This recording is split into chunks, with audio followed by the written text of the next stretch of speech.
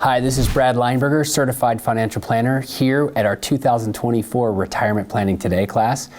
This is an excerpt from our Roth IRA section. There's a couple more stragglers that are coming in. Quick reminder, I'm Brad Lineberger and I'll be your instructor tonight. But Karen was kind enough to bring up a great question on Roth conversions and the aggregation rules as it pertains to Roth conversions. So I'm going to actually start there before segueing into Social Security. Does anybody else have any other questions or have anything else that they'd like to cover tonight in addition to what's laid out for us? I think I'd ask about dividends. Question on dividends? Yeah, okay. We're going to cover anything about that. That will be during the investment section. Oh, okay. So guide those questions towards Matt, but we'll cover dividends with investments. Yes, sir? Inherited IRAs under COVID, I had heard you could get a couple years or something where you didn't have to do the mandatory withdrawals. Is that true? Do you still have 10 years? Yeah, so let's talk about that. So under Secure Act 2.0, we're under the 10-year rule. So if you inherit an IRA from anybody other than your spouse is the one exception to this rule. If you inherit an IRA, you've got 10 years from the end of the calendar year that you inherited it to take all of it out, whether it's a traditional IRA or a Roth IRA. Bless you, the 10-year rule applies. So let me explain that. Let's say that you inherited an IRA on December 1st of 2024. You would have until December 31st, 2034 to meet the 10-year requirement. What if, on the other hand, you inherited an IRA on March 1st, 2024? You still have until December 31st, 2034. So it's the 10-year rule plus any months that are left in the calendar year of death. Does that make sense? Okay, all right. But was there a change during COVID? Yeah, we're not under those anymore. I mean, now they're back to the 10-year. So if you could you not take withdrawals during COVID? And how many years was that available to you? I'm not. All I know now is we're under the 10-year rule. So I think they gave you a little grace period during that time, but I don't think that meant that. There he is. Hey, Mr. Callahan. So Matt, the question came up during COVID, the grace period that they let you, the 10-year rule on inherited IRAs. The question is, what if there was an IRA that was inherited during the pandemic? Is there any sort of exception to the 10-year rule that might exist currently today? Not that I'm aware of. Me neither. I don't think so. Me neither. Even if it was before COVID, was there something about COVID that altered the 10 years? No, so prior to 2020, the old rules were that they extended over your lifetime. So there's the stretch IRA. So the new rules, they changed because of the Secure Act 2.0 that switched to this new 10-year rule. When did that happen? End of 2019. You're right. Yeah. 2020. So it became, the Secure Act was passed at the end of 2019. It became effective 2020. So if you inherited something prior to January 1st, 2020, you're under the old rules. Okay. If you're grandfathered in, which means you still have to take out the required minimum distribution every single year. You don't have options. If you inherited something January 1st, 2020 or after post-Secure Act, like Matt's saying, now you're under the new rules. And the new rules, the 10-year rule, to be very clear, they aren't forcing you to take out a required minimum distribution annually. You can take out zero for years to come, and in fact, you could take it all out in the last year. We wouldn't advise that, depending on the situation, because it could throw you into a much higher tax bracket. But what we would recommend is being really thoughtful about the next 10 years and looking for years where you're in lower income brackets. Those are good years to take out more than if you're in a higher bracket. Or let's say you're going to retire in the next 2 to 5 years. Maybe you delay taking required minimum distributions until year 6 when you retire. Does that make sense? Yeah. The option. You have the option. Post 2020, you now have an option. Pre-2020, no option. You had to take it. It was a formula based on an IRS table. This is for all Roth IRAs? Now, well, okay, yes. So post Secure Act, Yes, Roth IRAs are now subjected to the 10-year rule. Prior to that, they were not.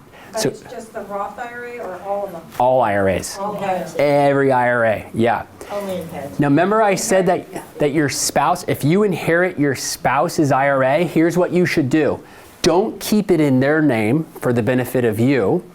Roll your spouse's IRA into your IRA. So that way you don't have to worry about tracking the RMDs. It's now based on your life and life expectancy. So that's the one exception to the rule.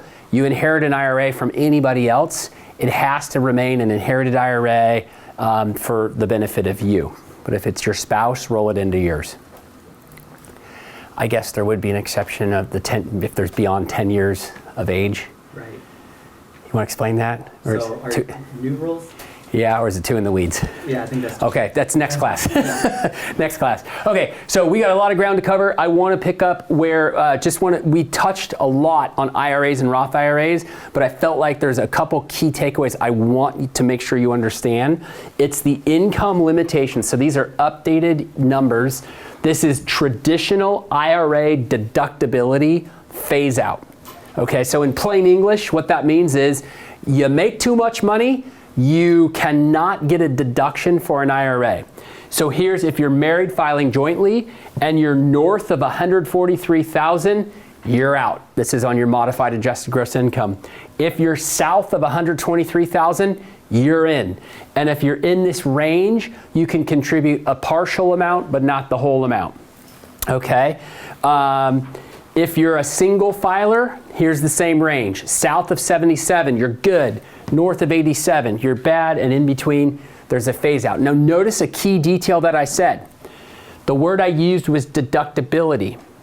So what I'm hinting at is, if you're over these ranges here, you can still contribute to an IRA. You just don't get the deduction. And that's the perfect segue into Karen's question about aggregation rules and Roth conversions. So we talked about conversions last week, but I want to talk to you about something really important when it comes to conversions. So hold that thought, we're going to get there in a second. I want to touch on...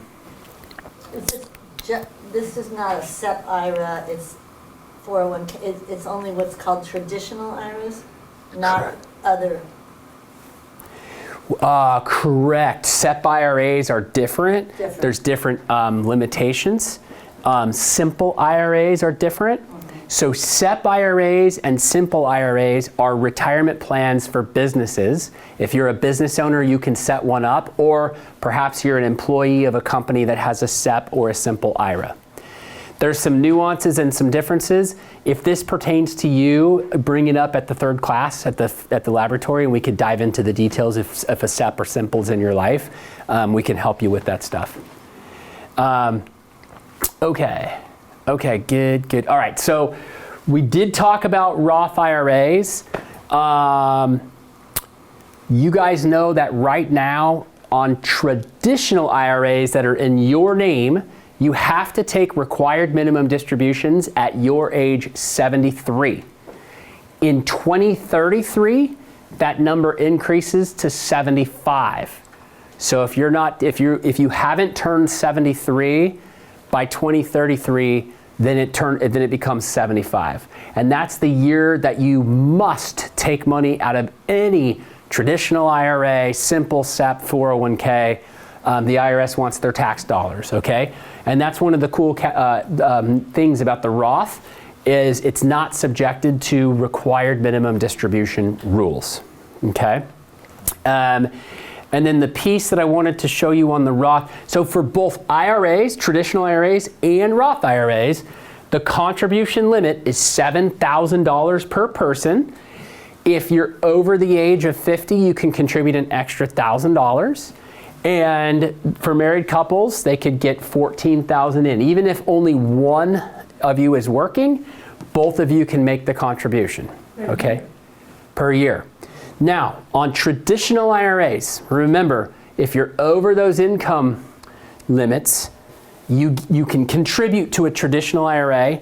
you get no tax deduction, no benefit. So you make an after-tax contribution. It's kind of like making a Roth. So when you make a Roth contribution, no tax benefit to the Roth, but the benefit on the Roth is it grows tax-free, okay? And so here's those income limitations on the Roth that I wanted you to key in on. Married filing jointly, income less than 230, you're good. You can make Roth contributions for one or both of you. Contributions, again, $7,000. And one key detail, let's say you want to put money in, 7,000 is your magic number. And if you qualify, you could put part of that into a Roth, part into an IRA if you qualify on the income. But it's not saying you can do 7 into a Roth and 7 into a traditional. Your total number for the year is 7,000, whether it's to Roth or to traditional or a combination. Your number's 7 plus the catch-up, okay? Now, if you're north of 240, you cannot contribute to a Roth. Unlike a traditional IRA, if you're north of this number, you're just out. You just can't, you cannot contribute, okay? I got a question. Yes. So let's say you stop working. Okay. Let's do this. Let's set that guy up. Therefore, you have no income. Okay. Can you contribute to a Roth IRA? Man, you guys remember last week I said I plant people in class to keep me moving along? Thank you, thank you, thank you for that. Okay, the answer, his question was, what if I've stopped working and I don't, so the answer to your question, and here's the key for everyone in the room, thanks Matt, in order to qualify to contribute to either a traditional or a Roth IRA, you must have earned income. So not passive income from real estate, it's gotta be earned income. From a job, so you perfect. Thank you. So you got to have a W-2, basically, and that's the key to this thing. So, all right. How about backdoor Roth IRAs? What's that? What's that? Backdoor Roth IRAs. You get a W-2. So in order to contribute, so we're going to talk about that right now. But the short answer to your question. So she asked, what about backdoor Roth IRAs? We're going to talk about that right now. But the short answer to your question is you must have ordinary income to contribute as well. Okay. And you can't contribute more than your earned income. Right, so let's say this is the year that you want to retire, or you're working a fun part-time job in retirement and you have $4,000 of earned income. The rule is 100% of your earned income up to $7,000. So if you only have $4,000 of earned income, you can only contribute $4,000. Another cool thing, we see this with some of our folks who are in retirement, kind of working some fun part-time jobs. They may make, $10,000, $15,000, $20,000, a small amount, just kind of spending money, fun, beer money, whatever. And they'll take it and they'll spend it, and they're like, oh, I spent it all. I can't make a Roth contribution. And we go, sure you can. You could actually, even though you spent your whole paycheck, that's okay. If you have a taxable account, a trust investment account, a brokerage account, if you have money in cash, the IRS doesn't care where the money came from. All they care about is that you can show that you had W-2 earned income and it's less than the magic numbers, you're good. Yeah. You keep saying W-2s, but what about 1099s? Yeah, ordinary income, earned income. Yep, earned income. Good question. All right, so Karen, this is for you. This is for you. Yeah, you're welcome. No, it's for everybody. We didn't get a chance to cover last week. All right, we're going to talk about, we talked about Roth conversions. All right, do you guys remember how that works on a Roth conversion? You take money out of your traditional IRA, you move it over, you convert it out of your traditional, which is a pre-tax retirement account, into an after-tax account, a Roth IRA. It's fully taxable in the year that you do it, so you could convert as much as you want. And unlike making contributions, which is getting money in, a conversion does not require earned income, not at all. So you could be 10 years into retirement and do a conversion, have no earned income, no big deal. Okay, so conversions don't have earned income requirements. And so you guys are clear that every dollar you convert is fully taxable. So just manage your tax brackets like we talked about last week, and do it. If you're ever in the 12% bracket, I'm pounding the table, Matt's pounding the table, he's doing backflips saying you've got to do this. If you're in the 22 or the 24% tax bracket, That's a gray area where we got to look at your future required minimum distributions. In other words, how much money do you have socked away in your pre-tax stuff, your 401ks, your IRAs? Are you going to have massive tax bills down the road? Okay, maybe 22% looks more attractive. For other folks that don't have as much money in a pre-tax bucket, maybe 22% is on the high side and not as attractive, okay? But Karen asked a very sophisticated, very nuanced question. I'm glad you asked it, Karen, because I didn't get a chance to cover it last week. This is on Roth conversion. She asked, I can tell you've been doing your homework. Good job. She asked, what about the aggregation rules? Okay, so it's a which is a fancy word of saying this. When you make a conversion, okay, so I'm going to give you an example to kind of coach you through what we're talking about. Let's say you have a traditional IRA.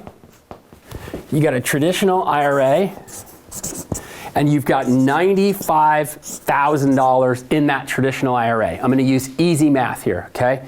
So you got $95,000 in your traditional IRA, and you make a contribution of $5,000 this year. Now you're over the income limits. You're making $180,000. Well, you're making, how this would really come up is you're making more than $240,000. Because if you're married filing jointly under $230,000, you just make a direct contribution to a Roth. So this scenario in the real world comes up when you're making too much money to contribute directly to a Roth. You can use what we call the backdoor Roth IRA strategy. So that's what I'm going to illustrate for you right here. This is the backdoor Roth IRA strategy. It's a legal tax loophole.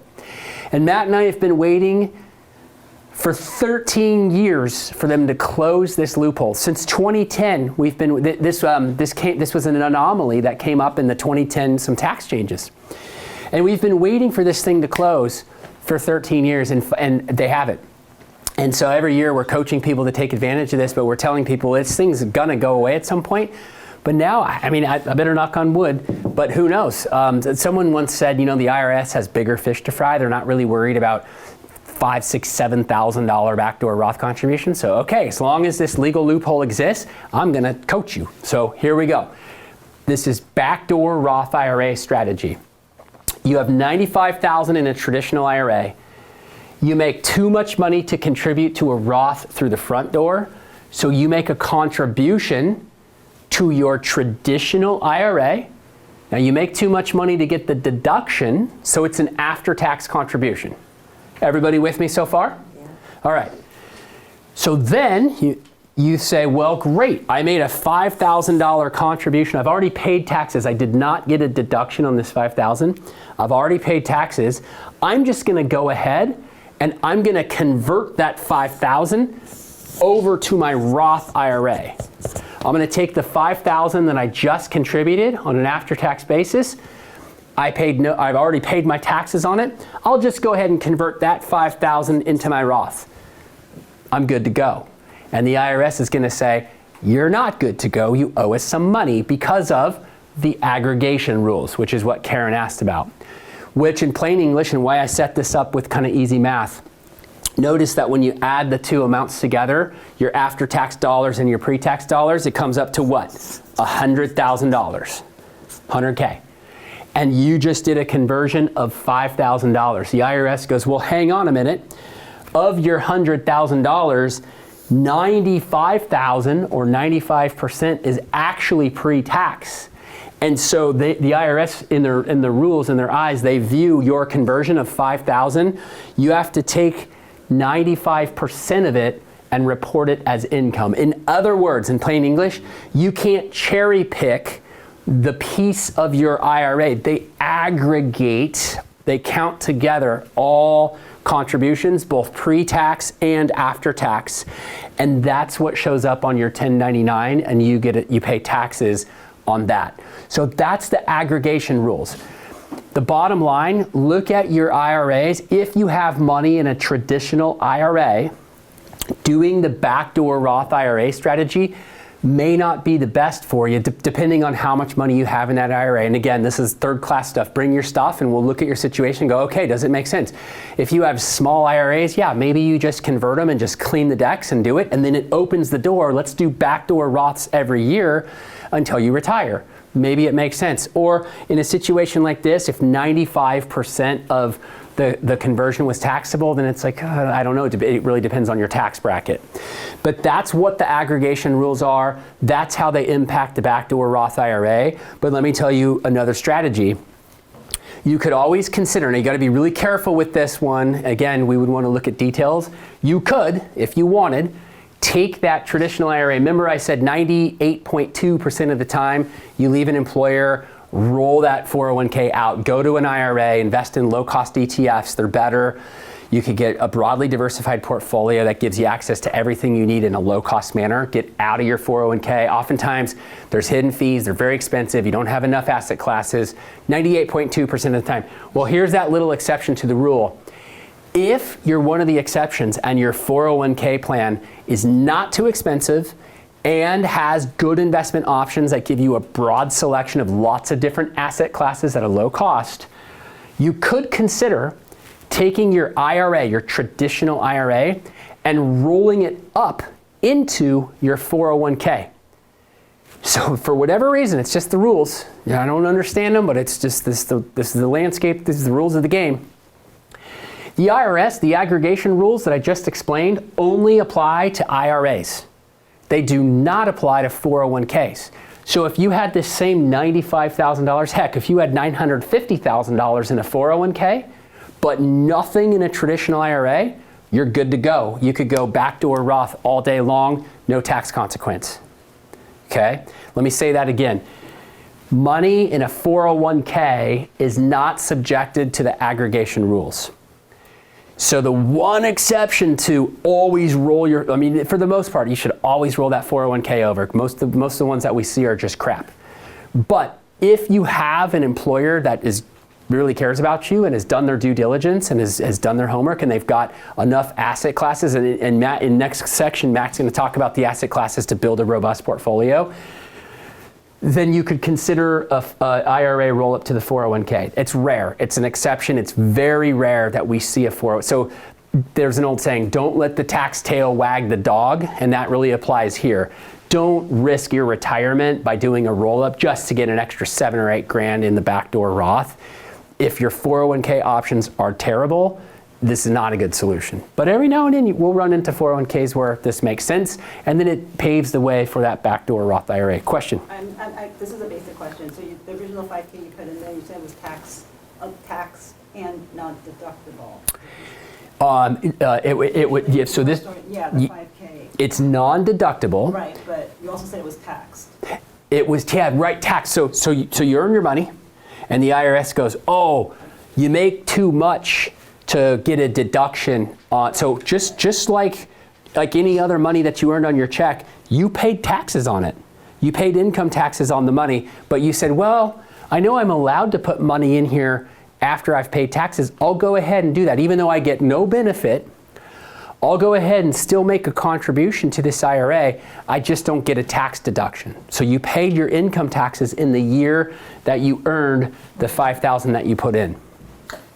What does that make sense? Yeah, I guess I see taxing something is different from a deduction, but you're saying they're the same. I always see like deduction when you deduct like mortgage interest. That's what I'm thinking. Yeah. Like, Yeah. I'll show it to you like this. it's the same. So let's say you earn 100 married filing jointly. I'm just making this stuff up. Married filing jointly, earning $110,000.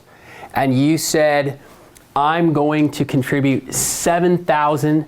So you qualify to get a deduction, in this case, because you're under the income rules. I'm going to contribute $7,000 to my IRA. I can subtract the $7,000 from my 110.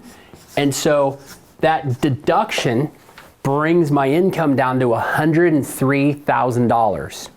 So if I'm in the 22% tax bracket, I'm saving 22% plus my California at 8%. I'm saving 30% of $7,000. I'm saving $2,100 in taxes by getting a deduction on my IRA contribution. In the example where you make an after-tax contribution, what that's saying is, so just let's pretend here for a single filer, this is earning too much. So a single filer goes, oh, I still want to make my contribution to the IRA, and the IRS goes, go ahead. You just get no deduction. Sorry, no deduction. You make too much money. You got to pay taxes on the 110, even though you made a contribution of 7, because you make too much money to get that deduction. So the $2,100 savings that I just mentioned, you pay that $2,100 in taxes in this example of making an after-tax contribution. Whoops, which is what I talked about here. Does that make sense? Yeah. Kind of? So the aggregate rule, if I'm understanding correctly, you've got 100, you're gonna have to pay taxes on the 100K, but it all becomes a Roth.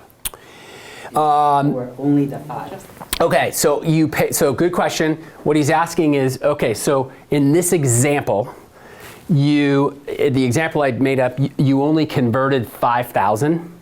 And so you look at, another way of looking at it would be like, okay, of the 5,000, in this example, I've got 5,000 on a total of 100. So 5% of that number is tax-free. The other 95% is taxable. So I'm not paying taxes on all 95 because I only chose to convert 5.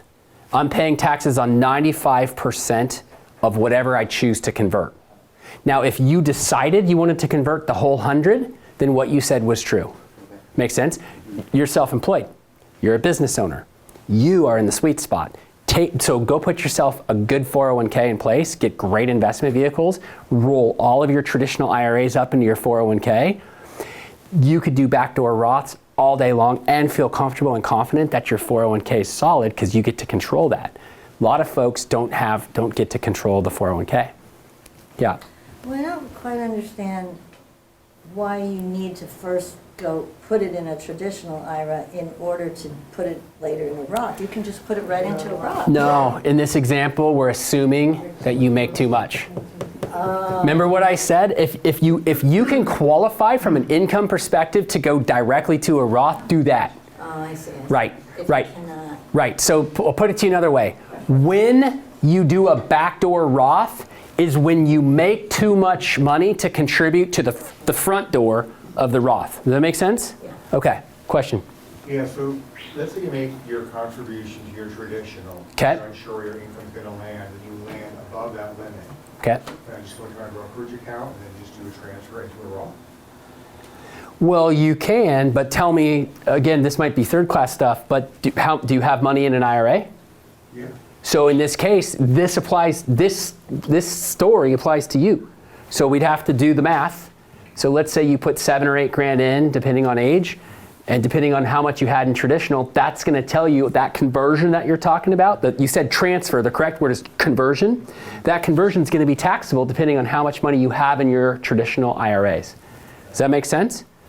No, I'm still struggling to figure that out. Okay. It sounds like I intended to take the $7,000 deduction by putting it in there, but then my tax guy said, oh, John, you guys earn too much. Okay, so here's what I'd do in that situation. You got two choices. You got a couple choices actually. You could leave it in. And then what you have to do is you have to start tracking your cost basis. I don't know why, I don't see any benefit to that. But So it's the only technical benefit is any growth is tax deferred. You could sell stuff tax free. You get tax deferred growth. But I'm with you. It's a pain in the butt. You got to now track it. There's a form you got to fill out every year. You got to track your basis. It's messy, and I like clean. I like simple. So if you're on the same page, you're like, yeah, I like that too. You can actually unwind it.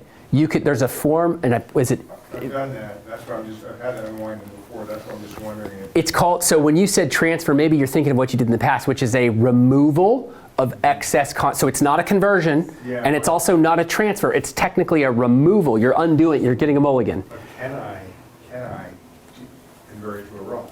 You absolutely can, with the tax consequences of doing this math that we just did here. So in your case, if you had $95,000 in an IRA, you put $5,000 into your traditional, and your tax guy goes, oh shoot, good problem to have. You made too much money, no deduction. You're like, okay, well, you know what? I'll just go ahead and convert that sucker to a Roth. no big deal. Well, it is a big deal because depending on how you look at it, 95% of that $5,000 will be taxed. You'll get a 1099 for the conversion of $5,000, and then you'll show them that your basis was 95, so 95% of that conversion will be reported as ordinary income. So you do have options. Removal of excess contribution, just keep it in there and track your basis forevermore, or do the conversion. And I guess the good news is you would never pay 100% in taxes because the after-tax piece would not be taxable. And the conversion couldn't happen over years. You couldn't do it. Isn't there a time when you can convert if you go from traditional to Roth? So you could, in this example here, you could do this over years, but then it gets really messy because you're having to track your basis. Any dollar that's non-deductible, you got to track that basis for years to come. Does that make sense? Sort of. So in a case where you did a small contribution like this, I would say convert the whole thing at once so you don't have to track how much of this is tax-free versus pre-tax. Yeah. Is this why we have until April to make contributions? Yeah, April 15th. Yeah, to see what your income was, right. Okay, if I haven't confused you enough, now I'm going to talk, and I'm going to really confuse you. We're going to teach you, you just learned about the backdoor Roth IRA strategy. Now, we are going to teach you about the mega backdoor Roth strategy. All right, so we shot some videos about this stuff. So you remember we talked about 401k contribution amounts. You can do 23,000. You can get up to $30,500 into your 401k if you're over the age of 50. So you got your regular employee contribution, 23,000 plus 7,500. You can get 30,500 plus whatever and that doesn't your employer match doesn't count against your ability to get 30,500 in if you're over 50. But then the employer makes their match, okay? And now the IRS has a number, and every year that number goes up. The number this year is $66,000. 69, see, it's bumped up already. $69,000, okay? And so let's say you contributed 30,500. And let's say, just for easy math, let's say your employer gave you a nice $9,500 match. So now you've got $40,000 inside of your 401k. 30,500 was from you, 9,500 was from the match. You got 40,000 in. If your employer offers an after-tax 401k, what I'm about to tell you applies to you. A lot of them don't. But more and more people are doing this because it's a really cool, go to your HR department, and if you don't have an after-tax 401k, ask them about putting one in, and here's why. The IRS limit of $69,000, so in my example here, you've gotten $40,000 in, mostly by your contributions, some by your employer. There's still room to go of another $29,000. So if your employer offers an after-tax 401k, you can make $29,000 contributions into it, okay? And you can invest it just like your 401k. Now, you got no deduction on this because it's an after-tax 401k.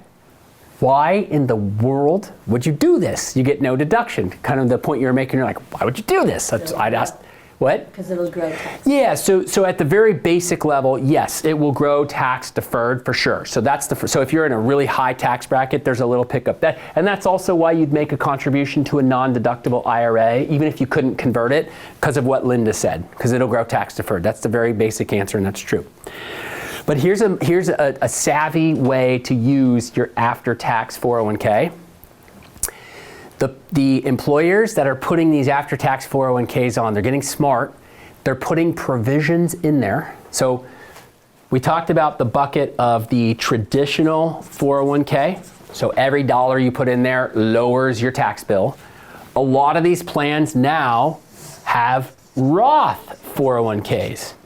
Not to be confused with after tax, even though technically it's, yeah, a Roth 401k is after tax because you get no deduction, but truly this is a third bucket. The after tax bucket is different than a Roth. But on the 401k plans that we're seeing that are getting better and more nuanced and more savvy, they'll have the three components, pre-tax, Roth, and after tax. So you make your contribution to the after tax bucket, and these plans will allow you to do in-plan conversions. Not all of them, but the ones that we're seeing now, you could do in-plan conversions. So the mega backdoor Roth strategy is a legal loophole for high income earners, because this income stuff only applies to Roth IRAs. This is not Roth IRAs, this is 401k stuff, no income limitations. Okay, so the executives at these companies are getting smart. They're like, hey, let's throw an after-tax component on here, and let's give ourselves the provision to do in-plan conversions. So they're getting this extra $29,000 in. Now, yeah, they're paying taxes on it, but it's a tax play for the future. They're looking at this going, all right, let's convert that sucker. Now I've just got $29,000 legally into my Roth 401k, and when I retire or change jobs, that Roth 401k rolls to a Roth IRA. Now, let's say all this stuff applies to you with one exception. Let's say that you're not allowed to do in-plan conversions. That's still okay. It's not the greatest, but it's better than not having this. What that means is any growth that you get in this after-tax 401k, the growth is taxable in the future. And the way to avoid that when you leave the company, you're going to roll the growth only into a traditional IRA. So you're going to continue to defer paying taxes on that growth.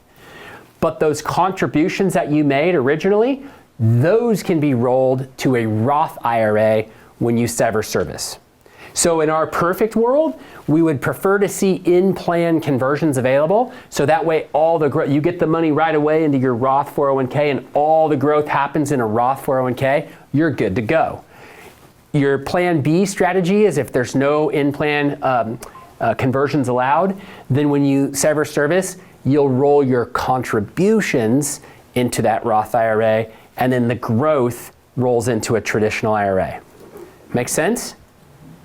Clear as mud? I got a question. Question. So if you make that $29,000 contribution to Okay. that after-tax 401k, you can, in that same period, transfer it into the Roth? You can. Well, so no, you can. So it's specific to your company's 401k Yes. rules. But you could theoretically put the 29 in, and then that same year put it into the Roth. In the same month. That's when I'm talking about yeah, right. When I'm talking about in-plan conversions, what you said is exactly what I'm meaning. Yeah. Now, again, not every 401k plan has a Roth yet. Most of them do now. Not everyone has an after-tax component, but a lot of them do, because why not? It's allowing you to take advantage of the rules that are in place. And now they're getting smart and they're putting these in-plan conversions in. Now, another detail, the in-plan conversions sometimes may give you, okay, you could do one conversion a year, 2 conversions a year. Others are like, you can do unlimited. So just understand how your plan works. But either way, if they let you do these conversions while you're working, do it. One more way that you can do, if you have in-service distributions, then you can go right into your after-tax component and then in-service, so you're still working there, and then roll the dollars into your Roth IRA. So that'd be another way. Instead of, if you don't have in-plan conversions, you may have in-service distributions, which would allow you to do it then. And then worst case scenario, not bad, that doing it when you leave, rolling part into your Roth and then part into your traditional. And what Matt said, if you do get the in-service, that's better. I mean, that's even better than That's better than the third That's option. the best. Yeah. Yeah, that's huge. So just what you're looking for here with your employer, you're looking for the summary plan description, the SPD, the summary plan description of your 401k at work. That'll have all the details about if this stuff's available. And if it is, bring it to your third class, ask us the specific questions and we'll coach you on this stuff. I got a question on catch-up contributions. Yeah. So is there any accuracy in 2025 that $7,500 has to go into a IRA? versus the 401K. That's what I've been reading, and it keeps getting pushed year over year. As of right now, the rules are $7,500 is the catch-up on a 401K, $1,000 is a catch-up on the IRA. Yeah, no, I'm talking about a 401, so, you put in your 23.5, right? And then you can do is it a 7,000 7,500 Catch-up, yeah. So that catch-up, they're not gonna allow any longer for you to put in the employer, you have to put it into an IRA? Yeah, there's always threats. As of right now, it's still in play. Okay. You hear that they're gonna take away a lot of stuff. That's why you got to pay attention to this stuff every single year, because there's always changes, and it seems to get more complex as we What go. you're talking about right now currently is that you wouldn't be able to do the catch-up into your traditional 401K. It would go into your Roth 401K. Would the income limits apply though? No, it's not in an IRA, sorry, Roth 401K. Oh, so you have to put it into the Roth 401K. Yeah. You couldn't put it into your Roth IRA. Why do you think that? Why? Like, what's the point of that? So- taxes. Yeah. Oh, they're getting. Oh, in the year that you earn it, I right? mean, That's they don't- right. It's pre-tax money. So. Who know, I'm not sure if that's fully, made the decision of that happening, but I think that's what it currently is stating, that your catch-up would go into Roth 401K, not into traditional 401K. All right, so this stuff's awesome. We got to turn the page because we got a lot to cover. And so if you still have questions on this, again, bring it to your financial lab and we'll break it down for you. But we're covering a lot, but we got to move.